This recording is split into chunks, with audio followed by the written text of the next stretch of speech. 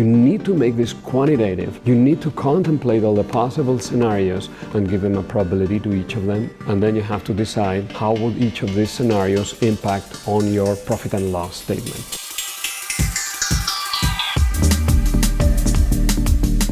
That will allow you to rank events according to how risky they are for your business plan, and you have to follow more carefully those that come up with the higher risk factors. You need action plans and triggers. Triggers means if this happens, then I need to do this. If something else happens, then I need to take these other actions. You don't know what's going to happen, and your probability assessment might be wrong, but you're hedging risks in an uncertain environment. And that's what any responsible manager ought to do.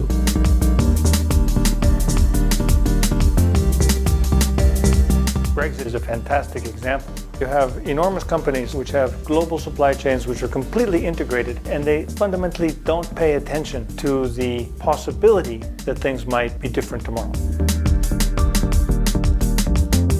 You have an enormous community of diplomats, analysts, military officers, and spies and journalists. All they think about are geopolitical issues. And then you have the international business community, which by and large reads nothing that these guys write.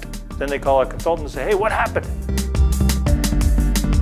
In many companies, there's a function called government affairs or corporate affairs, but their reason to exist is explain the company to governments, to influence legislation at the European Union or in the United States, etc. They're really not there to explain the world to the executives.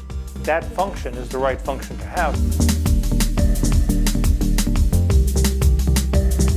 Historically, since the times of empire, the UK has been an exporter of all sorts of goods and an importer of food. So there could be opportunities for import substitution, to produce in the UK.